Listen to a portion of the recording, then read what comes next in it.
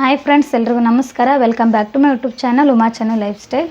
ಇವತ್ತಿನ ವಿಡಿಯೋದಲ್ಲಿ ಬ್ಲೌಸ್ದು ಸೈಡ್ ಫಿಟ್ಟಿಂಗ್ನ ಯಾವ ರೀತಿ ಮಾಡೋದು ಅಂತೇಳಿ ತಿಳಿಸ್ಕೊಡ್ತಾ ಇದ್ದೀನಿ. ಕವಿತಾ ಅನ್ನೋರು ಕಮೆಂಟ್ ಮಾಡಿದ್ರು, ಬೆಳಗಾವಿಂದ ನನಗೆ ಸೈಡ್ ಫಿಟ್ಟಿಂಗು ನೀಟಾಗಿ ಬರ್ತಾ ಇಲ್ಲ ಅಂತೇಳಿ. ಅವರು ಫೋಟೋನ ಹಾಕಿದ್ರು. ಆದರೆ ಅವರು ಫೋಟೋ ಹಾಕಿದ್ರಲ್ಲ, ಅದರಲ್ಲಿ ಮೇ ಬಿ ಅವರು ಕಟ್ಟಿಂಗಲ್ಲಿ ಮಿಸ್ಟೇಕ್ ಮಾಡ್ಯಾರಂತಂದೇಳಿ ಅನ್ನಿಸ್ತು ನನಗೆ. ಯಾಕಂದ್ರೆ ನಾವು ಕಟ್ಟಿಂಗಲ್ಲಿ ಮಿಸ್ಟೇಕ್ ಮಾಡಿದ್ವಿ ಅಂತಂದ್ರೆ ಸ್ಟಿಚಿಂಗ್ ಮಾಡಿದ ಮೇಲೂ ಏನಾಗ್ತೈತಿ, ನಮಗೆ ಕರೆಕ್ಟಾಗಿ ಬರೋಂಗಿಲ್ಲ. ಫಸ್ಟ್ ನಾವು ಕಟ್ಟಿಂಗ್ ಮಾಡುವಾಗನೇ ನೀಟಾಗಿ ಮಾಡ್ಕೋಬೇಕು. ಆದರೆ ನಾನು ಫಿಟ್ಟಿಂಗ್ನ ಯಾವ ರೀತಿ ಮಾಡ್ಕೊಳ್ಳೋದು ಅಂತೇಳಿ ತಿಳಿಸ್ಕೊಡ್ತೀನಿ. ನೀವು ನೆಕ್ಸ್ಟ್ ಬೇರೆ ಬ್ಲೌಸ್ನ ಹೊಲಿಯುವಾಗ ಫಸ್ಟ್ ಕಟ್ಟಿಂಗ್ ನೀಟಾಗಿ ಮಾಡ್ಕೊಂಡಿದ ನಂತರ ನೀವು ಸೈಡ್ ಫಿಟ್ಟಿಂಗಲ್ಲಿ ಏನಾದರೂ ಪ್ರಾಬ್ಲಮ್ ಆತಂದ್ರೆ ವೀಡಿಯೋನ ನೋಡಿರಿ. ಬನ್ನಿ ಇವಾಗ ವಿಡಿಯೋ ಸ್ಟಾರ್ಟ್ ಮಾಡೋಣ. ನೋಡಿರಿ, ನಾನು ಫಸ್ಟ್ ಲೈನಿಂಗ್ ಕ್ಲಾತ್ನ ಅಟ್ಯಾಚ್ ಮಾಡ್ಕೊಂಡಿದ್ದೀನಿ ಆಲ್ರೆಡಿ. ಫ್ರಂಟ್ ಪಟ್ಟು ಮತ್ತು ಬ್ಯಾಕ್ ಪಟ್ಟು ಮತ್ತು ಸ್ಲೀವ್ಸನ್ನು ಎಲ್ಲ ನಾನು ಲೈನಿಂಗ್ ಕ್ಲಾತ್ಗೆ ಅಟ್ಯಾಚ್ ಮಾಡಿ ಇಟ್ಕೊಂಡಿದ್ದೀನಿ. ಇವಾಗ ನೆಕ್ಸ್ಟ್ ಜಾಯಿಂಟ್ ಅಷ್ಟೇ ನಾವು ಯಾವ ರೀತಿ ಕರೆಕ್ಟಾಗಿ ಮಾಡೋದಂತೆ ತಿಳಿಸ್ಕೊಡ್ತಾ ಇದ್ದೀನಿ.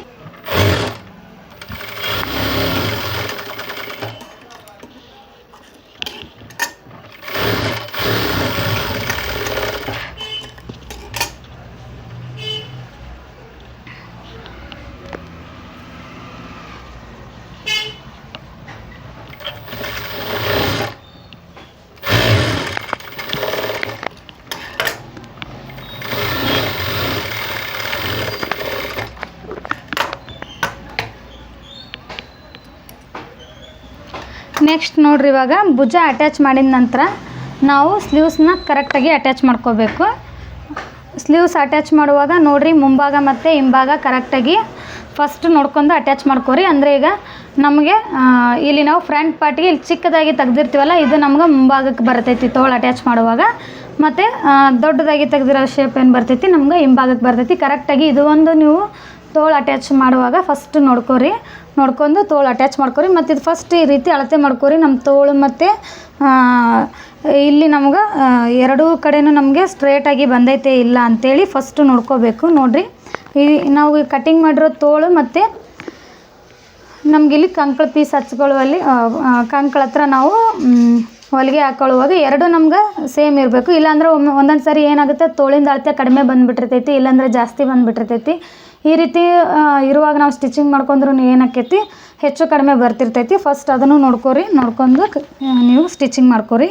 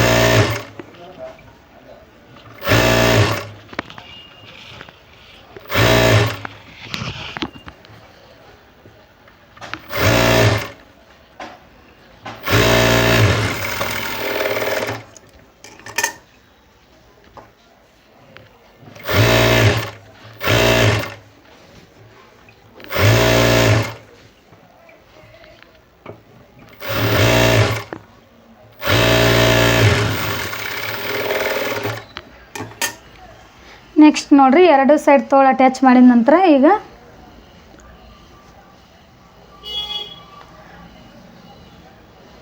ಆಮೇಲೆ ನೋಡಿರಿ, ಈಗ ನಮ್ಗೆ ಫ್ರಂಟ್ ಪಾರ್ಟ್ ಮತ್ತು ಬ್ಯಾಕ್ ಪಾರ್ಟ್ ಎರಡನ್ನೂ ನಾವು ಅಳತೆ ಮಾಡಿದಾಗ ಲಾಸ್ಟ್ ನಾವು ಹೊಲಿಗೆನ ಸೈಡ್ ಫಿಟ್ಟಿಂಗ್ ಮಾಡ್ಕೊಳ್ಳುವಾಗ ಇವೆರಡು ನಮಗೆ ಸವನ ಬಂದಿರಬೇಕು, ಹೆಚ್ಚು ಕಡಿಮೆ ಆಗಬಾರ್ದು. ಎರಡೂ ಸ್ಟ್ರೇಟಾಗಿ ಬಂತಂದ್ರೆ ನಮಗೆ ಫಿಟ್ಟಿಂಗ್ ಮಾಡುವಾಗ ಏನೂ ಪ್ರಾಬ್ಲಮ್ ಆಗಂಗಿಲ್ಲ, ಕರೆಕ್ಟಾಗಿ ಬರ್ತೈತಿ. ನೆಕ್ಸ್ಟ್ ನೋಡಿರಿ, ಇವಾಗ ಅಳತೆ ಬ್ಲೌಸ್ ತೊಗೋರಿ.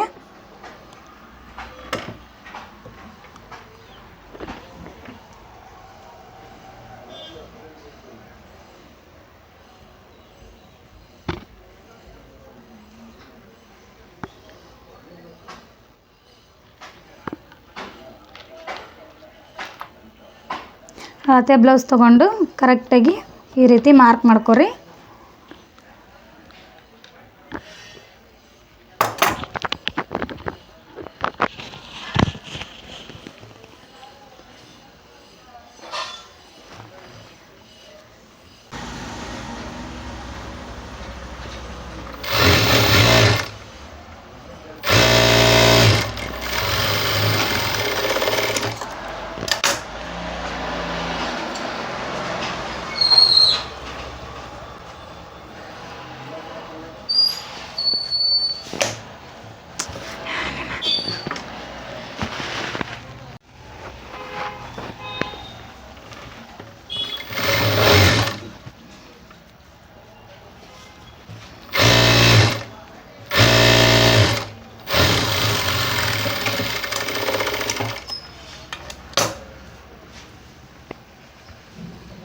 ನೋಡ್ರಿ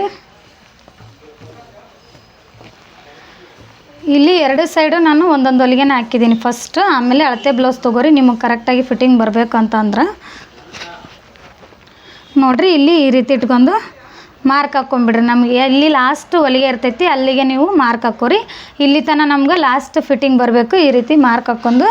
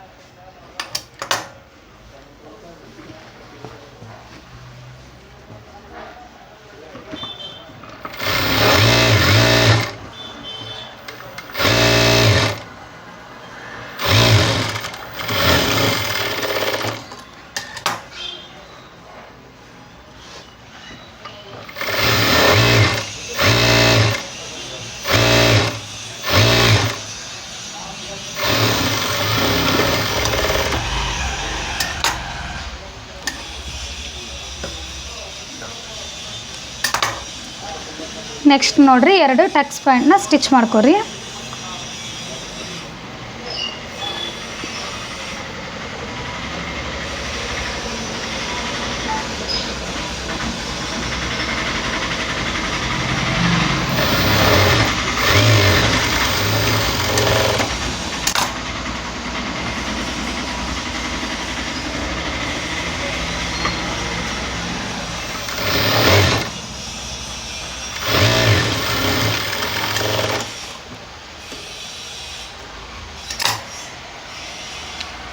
ನೆಕ್ಸ್ಟ್ ನೋಡಿರಿ ಒಂದು ಸರಿ ಬ್ಲೌಸ್ನ ಅಳತೆ ಮಾಡ್ಕೊರಿ ಕರೆಕ್ಟಾಗಿ ಬಂತಾನೆ ಇಲ್ಲ ಅಂತೇಳಿ.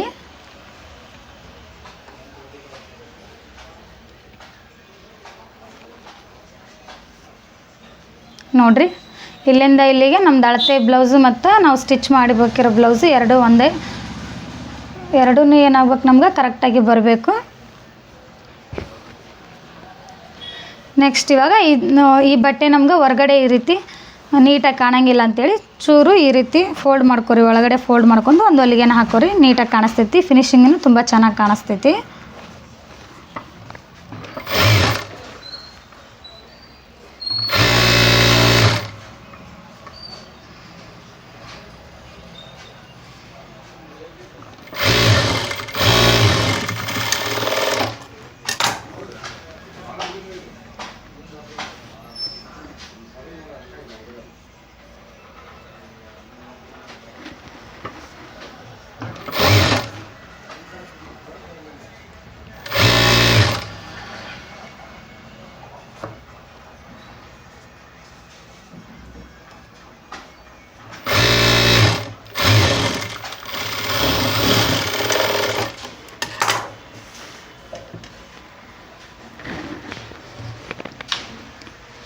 ನೋಡಿರಿ ಈ ಥರ ನಮ್ಗೆ ನೀಟಾಗಿ ಬರಬೇಕು. ನಾವು ಫಿಟ್ಟಿಂಗ್ ಮಾಡೋ ಹೊತ್ನಾಗ ಹೊಲಿಗೆನೂ ನೀಟಾಗಿ ಹಾಕ್ಕೋಬೇಕು. ಹೆಚ್ಚು ಕಡಿಮೆ ಹಾಕೊಂಡ್ರೂ ನೀಟಾಗಿ ಬರೋದಿಲ್ಲ.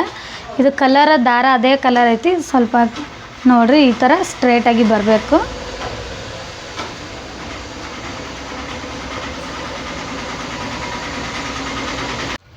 ವಿಡಿಯೋ ಇಷ್ಟ ಆದರೆ ದಯವಿಟ್ಟು ನನ್ನ ಚಾನಲ್ ಸಬ್ಸ್ಕ್ರೈಬ್ ಮಾಡ್ಕೊಳ್ಳಿ ಮತ್ತು ಪಕ್ಕದಲ್ಲಿರುವ ಬೆಲ್ ಐಕನ್ ಕ್ಲಿಕ್ ಮಾಡಿರಿ. ಮತ್ತೆ ಸಿಗ್ತೀನಿ ನಿಮ್ಗೆ ಮುಂದಿನ ವಿಡಿಯೋದಲ್ಲಿ. ಏನಾದರೂ ಡೌಟ್ ಇದ್ದರೆ ಕಮೆಂಟ್ ಮಾಡಿರಿ, ಖಂಡಿತ ನಿಮ್ಗೆ ವಿಡಿಯೋ ಮಾಡಿ ನಾನು ತಿಳಿಸ್ಕೊಡ್ತೀನಿ. Thank you for watching.